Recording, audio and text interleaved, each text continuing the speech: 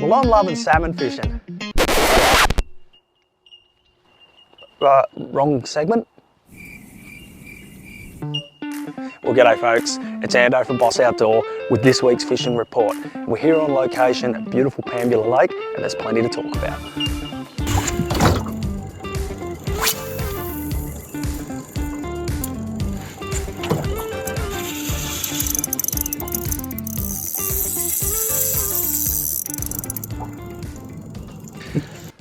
Well, last week I mentioned that I was going to come down to Pambula for a fish, and I'm glad that I did.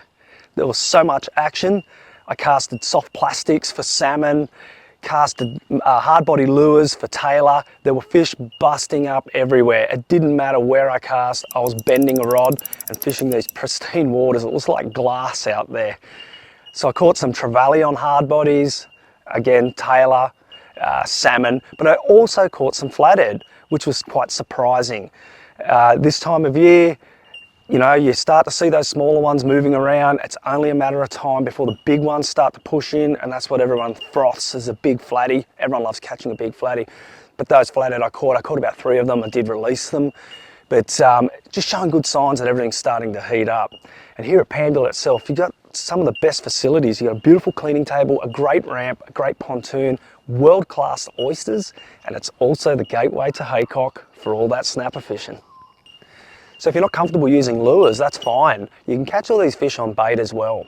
I suggest a bit of prawn and maybe peel it, or a little bit of pilchard and cut up into small cubes. But if you get yourself over in front of the slips in the broad water, or up against one of the edges where you've got oyster racks and weed edges dropping in down into silty drop-offs, you're going to find all sorts of species there like blackfish, brim, trevally, flatties, and maybe even a mulloway. There's been a few dewies still caught out of here, which is fantastic to see. So I mentioned the broadwater is the gateway to haycock. Now, haycock, yes, great snapper fishing, but also some awesome surf fishing. Down along Quandola, the Pinnacles, Terrace Beach, it's fantastic. So let's go take a look at that. Beautiful Pambula Beach river mouth with haycock in the background. On the other side of that headland is where the salmon fishing is at if you're a beach angler. You've got beautiful Quandola, the Pinnacles as I mentioned earlier, and some bigger salmon down there. We had a customer come into the store. We sent him down there with some gang pilchard for bait. That's a whole pilchard on a ganged hook with a star sinker to hold it in place. And he caught some fantastic salmon up to 65 centimetres. A few other people down there catching some fish as well, so that's fantastic to see. If you don't like the sand between your toes, come in onto the rock platforms.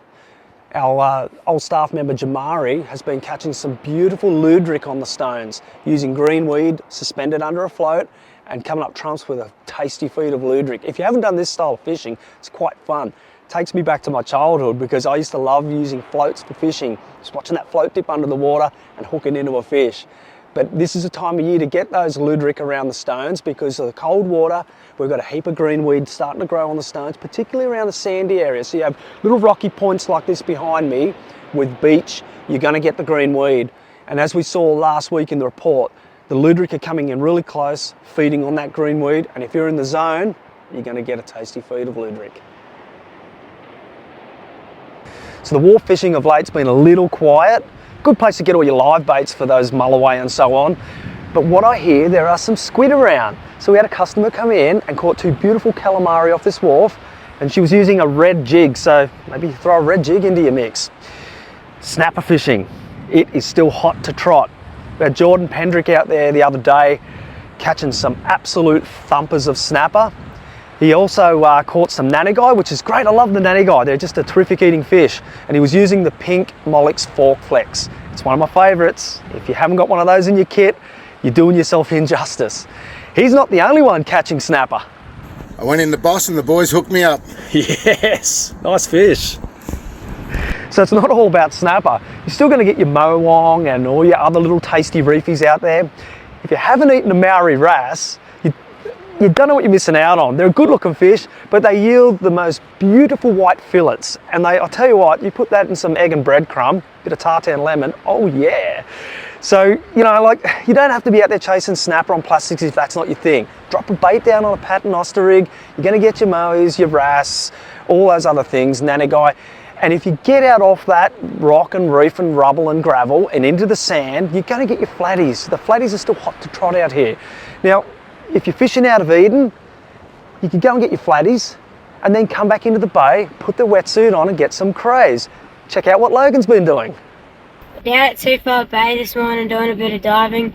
The crays have been pretty good. Same with the abalone. And we got an example here of one of the crays we've got.